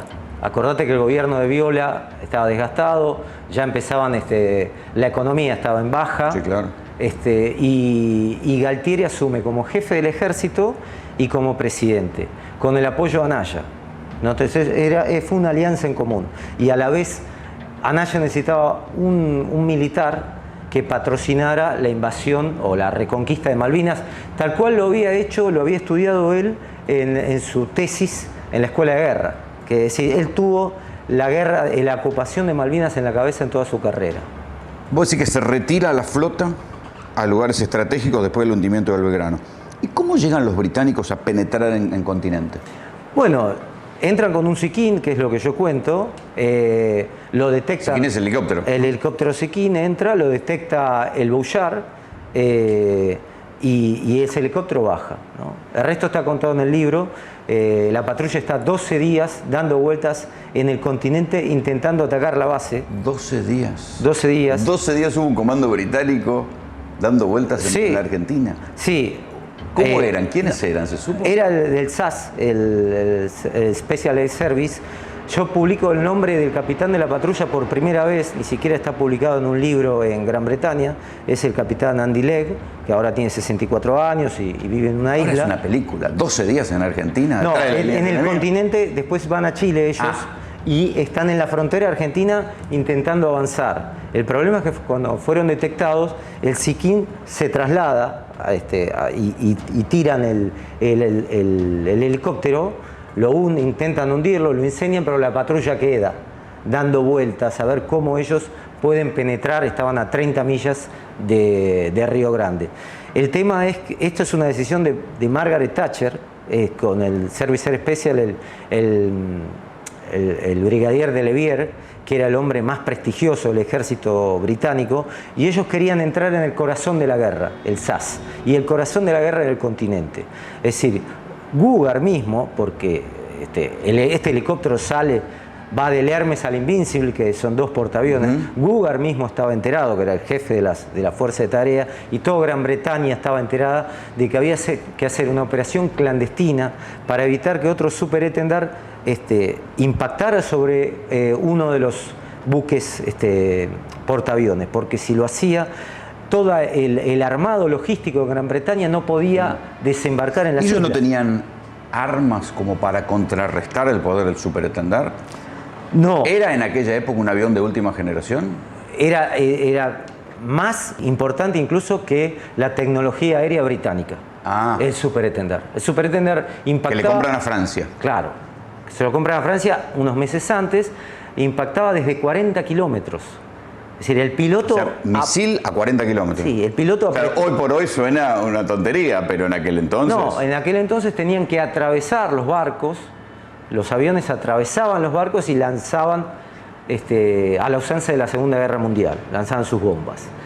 Hay 2 elementos claves que le permiten a Inglaterra ganar esta guerra, y es con el apoyo exterior. Esto es muy importante también de entender. Uno es, lo que nosotros conocemos, es Chile, porque ahí había un radar en Punta Arenas instalado con manejo y gestión británica que alertaba de la salida de los aviones de la base de Río Grande.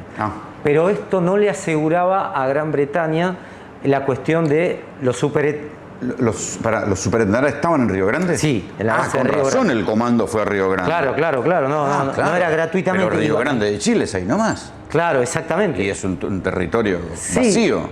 Vacío, si bien estaba minado en los alrededores. ¿Habían minado?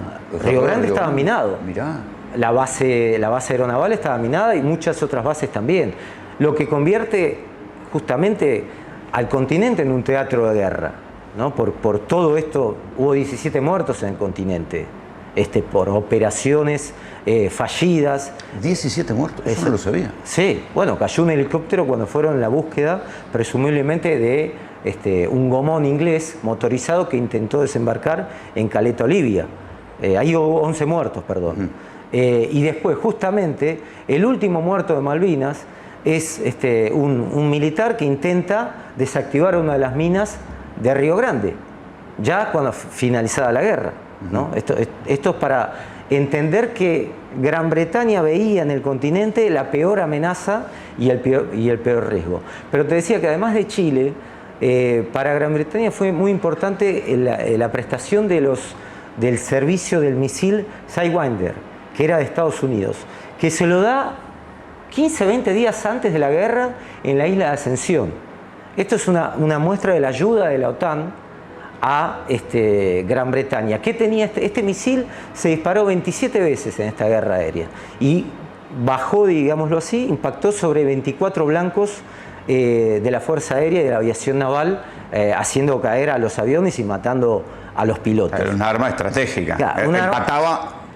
Esto, porque los Sea Harrier, yo lo cuento con mucho detalle en el libro, estaban en el portaaviones, el Hermes, a 80 millas. Y tenían patrullando sobre Malvinas, el cielo de Malvinas, 20 minutos de vuelo dando vueltas. En cambio, los aviones argentinos de la aviación naval y de la Fuerza Aérea podían estar 1 minuto en Malvinas nada más.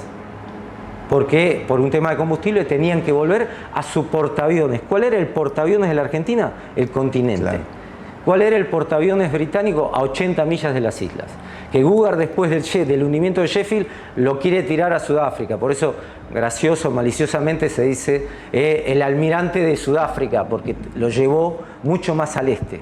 Porque Gugar decía, si yo acerco los portaaviones, me hunden, se acaba la guerra. Después del Sheffield, que fue el 4 de mayo, hasta el 31 de mayo, Inglaterra pone el centro de gravedad de la guerra en el continente. Hasta que después, cuando desembarca y se empiezan a mover las tropas, recién después de la victoria en Pradera del Ganso, van hacia Puerto Argentina. Ahora, tantos años después, ¿Argentina en algún momento estuvo, no te digo ganando, pero empatando la guerra? Sí, en ese periodo. En ese periodo Gran Bretaña, hasta que desembarcó, como se dice en el fútbol, no había ganado nada todavía. Es decir, la amenaza aérea del superétendard, el problema que tenía Gran Bretaña es que no sabía cuántos misiles tenía Argentina. Francia le había dicho que no funcionaban, pero además tenía 5. Es decir, no existía el ensamble en el sistema de armas, ¿no?, entre el misil y el avión. Los técnicos buscaban poner en funcionamiento los escasos misiles Exocet que habían llegado al país antes del retiro francés. Hasta ese momento, esta tecnología solo había sido probada en polígonos de tiro por sus fabricantes. Porque no le habían dado los coeficientes. Hay una operación que se hace en París donde se obtienen los coeficientes y se ensamblan en la base espora. Entonces, para Gran Bretaña fue una sorpresa. Entonces, Thatcher... ¿Y eso lo hicieron militares argentinos? Sí, los militares argentinos consiguen los coeficientes vulnerando la seguridad francesa y ese papel viene a la base espora. Bueno, ahí está contado en el libro... porque eso ya suena a espionaje. Sí, es que fue una operación de espionaje. En teoría fue... Aeroespacial era la fábrica que tenía los coeficientes, y el presidente Aeroespacial era el hermano del presidente francés, Jacques Mitterrand, el general Jacques Mitterrand, que le aseguró a Thatcher cara a cara, viajó a Londres y le dijo: no va a haber fuga de misiles, no va a haber coeficientes. Y sin embargo, llegaron a la oficina de la subcomisión naval británica que estaba buscándolo. Aparentemente los trajo una persona. Si fue una fuga de información, si lo compraron, eso todavía no se sabe, ¿no? O por lo menos no está dilucidado. Porque la historia que cuentan es que un empleado despechado de Aeroespacial lo vendió, lo llevó a la oficina. También pudo haber sido la propia Francia. ¿Pero los argentinos cómo lo consiguieron? Bueno, se lo llevan. Lo compran. Pero estaban buscando. Estaban buscando misiles por toda Europa, por Libia. De hecho... Porque además en aquel momento todavía estaba la guerra Irán-Irak, que era el gran consumidor de armas del mundo. Claro, por eso buscaban comprárselo a Irak, buscaban comprar a Libia. Y vos tenés que ver también, lo importante es que el misil no había sido, aire-mar, no había sido probado todavía desde un avión Super Étendard. O sea, el matrimonio avión Super Étendard, eso es el Exocet. Exacto. No se había probado, ¿se prueba por primera vez en Malvinas? Sí, se prueba por primera vez con esos coeficientes.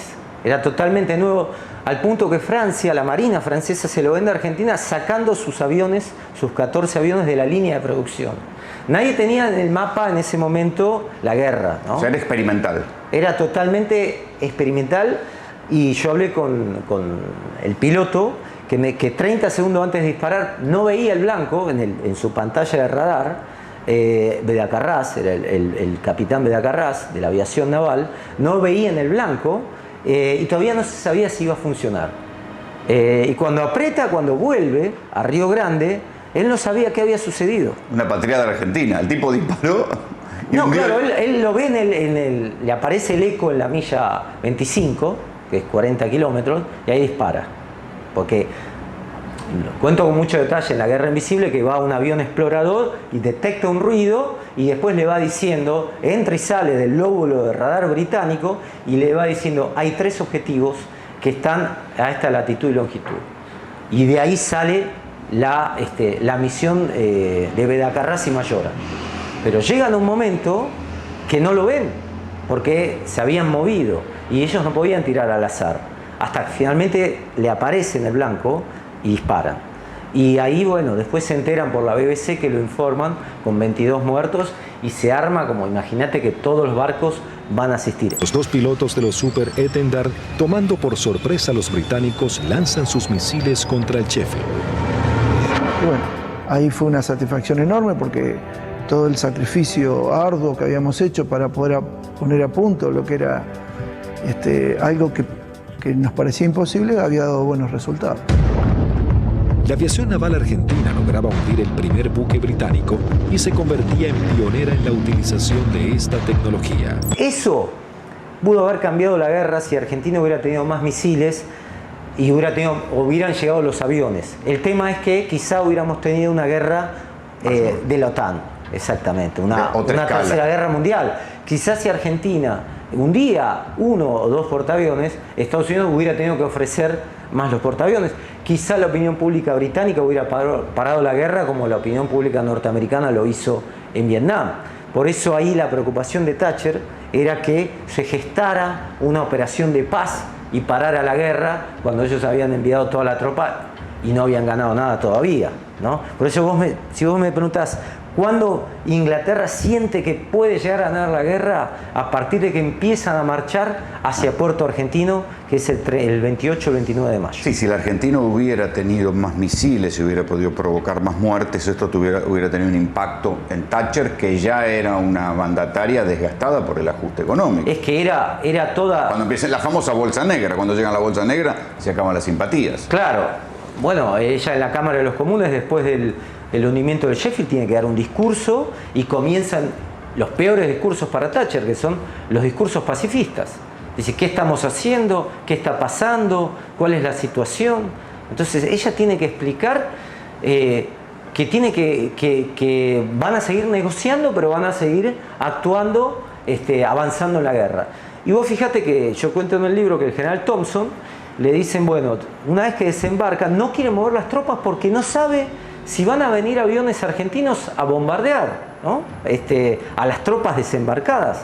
Y le dicen, bueno, necesitamos una victoria británica, tenés que ir a Pradera del Ganso, que está desde San Carlos a Pradera del Ganso, y 60 kilómetros, pero está fuera del recorrido de Puerto Argentino. Le dice, estratégicamente esa misión es inútil, necesitamos ganar algo. Y por eso van a Pradera del Ganso, y hay un combate de un día y medio donde muere el militar de mayor nivel británico, que es el coronel Jones. Desesperadamente va ahí a hundir las tropas argentinas después de 36 horas de combate. Cuando ganan ahí, recién ahí van hacia Puerto Argentino y ahí se hace la marcha triunfal, digamos, con 3 días de combate en Monte London.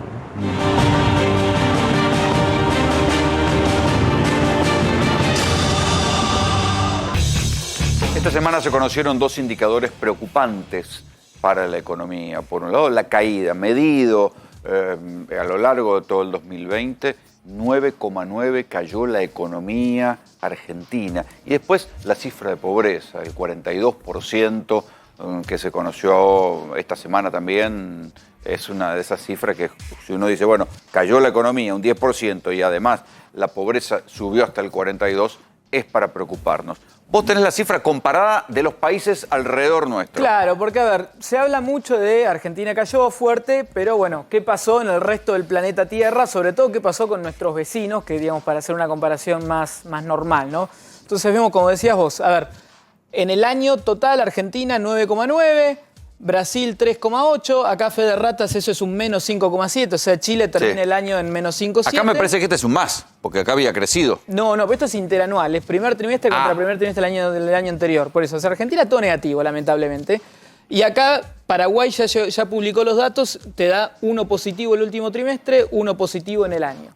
Entonces, lo que vemos es que... Está bien, pero en el caso de Paraguay, ahora le va a venir lo peor de la pandemia. Paraguay tiene el tema de que, como la pandemia le impactó más tarde, digamos, el dato más duro que para nosotros y para la región fue segundo trimestre, para Paraguay probablemente sea primer trimestre y va a Brasil de también, 2021. Porque Brasil ahora está cerrando fábricas. Bueno, y hay que ver qué pasa con nosotros con esto de la segunda ola, qué sé yo. O sea, acá no van a cerrar nada. A ver, yo pido a Dios que no suceda, nada, no te preocupes. Pero, a ver, si efectivamente tenés segunda ola, si efectivamente no tenés la cantidad de vacunas suficiente. A ver, ¿por qué tuvimos el nivel de caída en el segundo trimestre? Porque se cerró todo. Claro, justamente. ¿Pero por qué? Porque no tenías ninguna otra estrategia para hacer. O sea, no tenías plata para hacer nada. Entonces, y tampoco tenía los respiradores y no tenía nada. Por eso, la única estrategia que te quedó es cierro todo.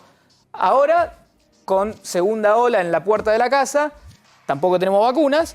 Entonces, ¿qué estrategia te queda? Ninguna, la misma que antes. Entonces, sí, pero ahí lo que pasa es que en aquel momento el cierre era una novedad. Contaba con algún grado de a ver a dónde vamos, qué es lo que pasa. Bueno. Hoy por hoy, ya cerrar esto ya sabe que genera una caída económica y me parece que el problema es que hay que elegir si hay que cerrar la economía, esto va a tener un costo en protestas sociales. Desde ya. Y aparte, como bien decís, quedó demostrado a lo largo de 2020 que el cierre total no funcionó. No funcionó para Argentina y no funcionó para el mundo. Esta placa está muy buena, esto es de un trabajo que publicó el BID, que lo presentó la semana pasada. A ver, en el eje de abajo, en el eje horizontal, tenés la caída del PBI. como vemos, va para casi todos los países negativo. Ahí en celeste, Argentina. En el eje vertical tenés las muertes cada 100.000 habitantes, ¿sí? Entonces, vos ves que, o sea, a la derecha de Argentina son los países donde la economía le fue mejor. Y hacia arriba de la Argentina son los países en los que en términos sanitarios le fue mejor, medido como muertos cada 100.000 habitantes. Vos ves que prácticamente todos los puntos están a la derecha y arriba de la Argentina. Acá tenemos bueno, ¿dónde está? El promedio del mundo. Estamos increíblemente lejos del promedio del mundo. Por acá está el promedio de Latinoamérica. O sea, Latinoamérica en general también le fue mejor en economía y mejor en salud. Entonces, lo que te termina de demostrar esto es que los países que apostaron, los países que manejaron mal la acá lo que está peor. Sí, pero igual tenés Perú, España, Italia. Potencias económicas por debajo de la Argentina y potencias sanitarias. Es cierto, es cierto. O sea, los países más importantes del mundo están por debajo de la Argentina. Acá. Pero, sí, pero esto tienen más recursos. Tienen más recursos, no es lo mismo. La tienen verdad otra que espalda. Es muy distinto haber sido empleado, o mejor dicho, haber sido pobre durante la pandemia en Inglaterra que haber sido pobre durante la pandemia en Argentina. ¿Por qué? Porque el gobierno inglés te pagaba entre el 80 y el 100% de tu salario. Y acá te dieron un IFE de 10.000 pesos cada 2 meses. Y porque tenían ese respaldo económico, se pudieron dar el lujo de cerrar la economía. Es que ese es el tema, Rolo. Exactamente ese es el tema. Si vos podés... A ver, el ministro Arroyo el otro día dijo una frase para mí poco feliz, que dijo, si no fuera por el gasto del gobierno, la pobreza sería del 50%. Ok, yo te digo, con el mismo argumento... Digamos, si no hubiesen hecho todos los mamarrachos macroeconómicos los últimos 20 años, hubieses entrado a la pandemia con un 10% de pobre en lugar de un 35%. Lo que significa de que si hubiese gastado la misma plata en lugar de un 40% de pobre en un 10%, a cada uno le tocaba el cuádruple. O sea, el IFE en lugar de 10 hubiese sido de 40, Lucas. Acá lo que se ve es que son todos países con grandes ciudades. Fíjate, son todos países con grandes ciudades, con grandes concentraciones urbanas. Sí, y ahí, a ver, justo ahí abajo son los lugares donde... Hablando de la pandemia, donde impactó primero y peor. Tenés España, Inglaterra, España, son los lugares donde esto se dio a conocer. Entonces, tiene sentido que la caída económica en esos 3 países en particular sea bastante más violenta porque, digamos, tenían una catarata de muertos. Ahora, en el resto del mundo, habiendo lo que decíamos siempre acá, viendo lo que estaba sucediendo allá, nosotros tuvimos 3 meses de anticipación, ¿no? Entonces, podías imaginarte lo que iba a pasar. Sí, tenías 3 meses de anticipación, pero no tenías plata. Bueno, venía de la nada misma. Pero justamente... Como no tenés plata, tenés que poder usar la inteligencia. O sea, lo que tenés acá es recurso humano. Acá está lo de Paraguay. Paraguay acá figura mejor, pero después va a figurar más abajo. Bueno, por eso hay que ver qué pasa con Paraguay. Como decimos, la pandemia recién ahora está impactando. Hay que ver qué pasa en el primer trimestre, el segundo trimestre. Pero bueno, en resumen, el mundo está ahí arriba, Argentina está ahí abajo, Latinoamérica está por allá. No es un buen panorama. No es un buen panorama en función de lo que viene, porque la discusión, por ejemplo, en Brasil, directamente la plantea Bolsonaro de manera brutal. Dice, señores, si siguen cerrando la economía, vienen los saqueos, dice Bolsonaro. ¿Qué dicen los gobernadores? Nosotros no queremos que se nos siga muriendo la gente, porque la gente nos va a venir a llevar puestos a nosotros si no cuidamos la salud. No, obvio, pero... Es más... Bolsonaro termina echando esta semana a todos los jefes militares porque les dijo, vayan a garantizar que la gente puede ir a trabajar. Y los militares dijeron, ni locos, nosotros no vamos a hacer lo que vamos a pelearnos con los gobernadores o con las policías que manejan los gobernadores. La escena que imaginaba Bolsonaro es la policía diciendo no se puede circular por acá y el ejército abriendo camino, cagándose a tiro con la policía de los estados. Así terminó, los generales le dijeron, no, mire, señor, no vamos. Un Bolsonaro que emite un comunicado hace pocas horas justamente diciendo que aparentemente que el sábado se va a vacunar, el sábado sería mañana, que se va a vacunar contra el coronavirus, así que hay que ver cuál es la estrategia que está implementando justamente este presidente que fue anticierre, antivacuna, antitodo, justamente así le fue. Ahora es pro vacuna, ¿no? Y está pidiendo a Naciones Unidas que le mande las vacunas urgentes. Pero lo que te marca esto para mí también es que la falsa dicotomía en la que estuvimos metidos durante todo el año de salud o economía, esto te muestra de que es un error pensarlo así. Es más, hoy estaba leyendo un paper de la Escuela de Negocios de Frankfurt, que los tipos justamente lo que descubren es que una buena gestión de la pandemia termina teniendo como consecuencia una mejor performance económica. O sea, que vos hayas sido inteligente en cómo enfrentaste este problema te permitía después no tener que cerrar tanto y por ende que tu economía no se te desplome tanto y que no tenga tanto pobre. En verdad lo que no se entiende es por qué lo prolongaron tanto. Porque pasaban los meses y no habría, sobre todo en los grandes conglomerados urbanos, no habrían. Y aparte, igual siguieron creciendo los casos. Y aparte, bueno, como decías vos, acá se dio la particularidad de que la cuarentena fue temprana y se empezó a abrir justamente cuando los casos empezaban subiendo, digamos, la peor combinación posible. Pero bueno, ahí justamente lo que te apretaba era el hambre, era, digamos, 3 meses sin laburar, la economía se te desploma, ahí lo habíamos visto, menos 19%, récord histórico en este país.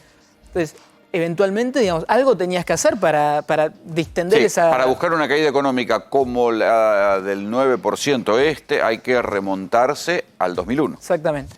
O sea, la crisis del 2001, año 2002. Exactamente. Igual nos están planteando desde el gobierno, nos están planteando cierres estrictos, sí cierres parciales justamente para tratar de evitar la caída económica y fortalecer lo que sería seguir fortaleciendo el sistema sanitario, tratar de evitar la mayor cantidad de contagios en lugares donde no te impacte tanto lo que es la cuestión de la economía. Ahora, ¿por qué si el ritmo de vacunas es mayor que el ritmo de contagios, estamos todos tan preocupados? No, pero el ritmo de vacunación, si vos ves lo que es... ¿Cuánta gente están vacunando por día hoy? Hoy, al día de hoy, 130.000 por día. Pero pará. Y los contagios son 10.000. Está bien, lo que pasa es que vos tenés que vacunar a la mayor cantidad de la población porque al haber la circulación, se sigue manteniendo la circulación viral. Está bien, pero si la vacunación es de 130.000 por día y los contagios son de 10.000, teóricamente... En algún momento... Sí, pero pará, también en la primera dosis. Pero pará, no, en algún momento... momento... pero ya te protege. En algún momento eso se revierte, que fue lo que pasó justamente en Israel. Pero eso lleva un tiempo prolongado de aplicación de dosis y de masividad de la inmunidad que no lo estás logrando con la cantidad de dosis que vos tenés. Supongamos que se pudiera mantener un ritmo de 130.000 por día.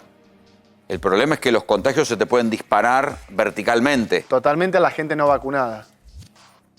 Ahí está el motivo de preocupación fundamental. Lo que está pasando es la preocupación que tiene el gobierno es lo que está pasando hoy en día, que es que justamente se vuelve a verticalizar la cantidad de contagios diarios que vos tenés. Pero solo se verticalizó un día. No. Después... No, mirá, si vos mirás la curva, cómo se va dando justamente, hoy es un día muy especial porque... Sí, 9.900. Sería comparado con un sábado o un domingo donde tenés el doble de la semana pasada. Y ese es el problema, que la curva se va acelerando a un ritmo tal que se torne incontrolable la pandemia. Ese es el problema.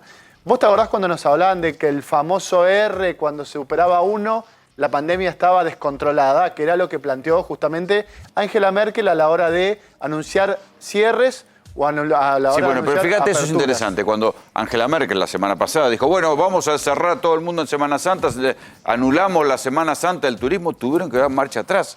Ni siquiera una sociedad como Alemania, donde pueden poner plata, la sociedad se lo bancó. Respetuosa de la autoridad. Respetuosa de la autoridad, tuvieron que dar marcha atrás y ella misma se hizo cargo de que era un error. El error fue mío, dijo. Sí, bueno, lo que pasa es que llega un momento donde el agotamiento de la gente con el tema de la pandemia nos está jugando en contra de la propia salud y el tema de los cuidados. Lo que pasa es que Alemania tiene un ritmo de vacunación mucho más acelerado. Igualmente, ojo que Europa, el conglomerado europeo, está con un ritmo de vacunación muy lento y es una crítica constante de los gobiernos hacia los entes sanitarios y sobre todo a los proveedores de vacunas que están teniendo muchos problemas. Porque cumplieron, el caso de AstraZeneca, cumplió con todas las vacunas que le había prometido a Inglaterra y creo que con el 10% de las prometidas a Europa. ¡A Europa! A los países europeos, exactamente, Italia, España, Alemania. Contame cómo es lo de las cirugías programadas que se están suspendiendo. Hay muchos hospitales públicos que justamente, de hecho en la provincia de Santa Fe, en el conurbano bonaerense, que se están suspendiendo las cirugías programadas. ¿Por qué?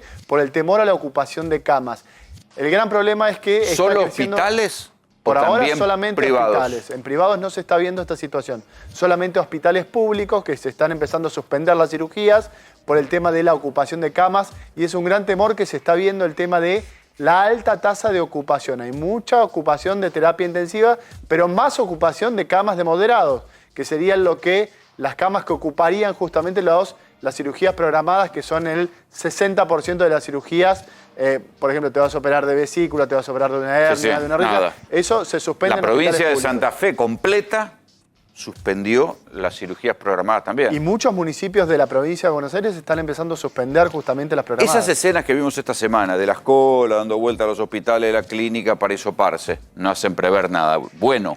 No, son malos augurios justamente lo que estamos viendo. Inclusive lo vimos, yo hoy tuve oportunidad de recorrer y en el día de hoy lo vimos. O sea, la cola de 2 cuadras la volví a ver en el día de hoy, por eso es lo preocupante. Por eso te digo, a ver, esa gente, hay 2 cuadras, gente que se siente mal. Que se siente mal, que está con síntomas. ¿Y se queda parada 2 cuadras? Y sí. Nos vamos a ir a la pausa. Cuando volvamos, un poquito más del escándalo de las visitas a Olivos. Las comparaciones son odiosas, pero en este caso valen la pena. ¿Se acuerdan el escándalo que se armó en su momento con el juez federal Sebastián Casanelo? Porque decían que lo habían visto en Olivos, en el momento en el cual estaba estallando la causa Lázaro Báez, que dicho sea de paso, lo terminaron condenando a 11 años por la ruta del dinero de Lázaro, como se llamaba. Bueno, la denuncia era falsa. Nunca existieron visitas de Casanelo a ver a Cristina. Nunca. ¿Por qué? ¿Cómo se demostró que era falsa? Porque se buscaron estos registros. Son los registros oficiales de acceso a Olivos y de acceso a Casa de Gobierno.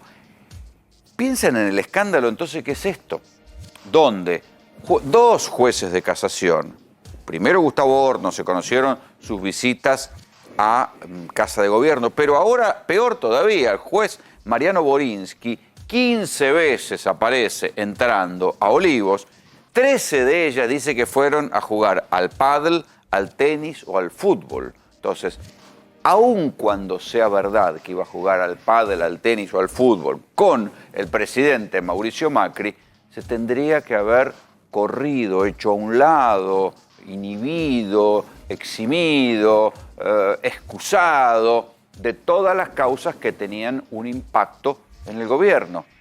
Si quería ser juez de casación, no podía ir a jugar al pádel con el presidente Macri, si era tan amigo de Macri. Él dice que no es amigo de Macri. ¿Y entonces para qué iba a jugar al pádel? Ya del hecho de que diga pádel, tenis, fútbol, suena más trucho todavía. Entonces, esta es la cuestión. Claro, de esto ahora, todos los que hablaron de la visita de Casanelo, que eran truchas, porque los testigos eran falsos y terminaron procesados, de esto, de la visita papelonera de 2 jueces de casación, que son más importantes que un juez federal, de eso no se habla. Fíjense, recorran los diarios y van a ver que son contadas las excepciones de los tipos que hablan de este papelón. Los jueces de casación que iban a Olivos a tomar instrucciones del presidente Macri.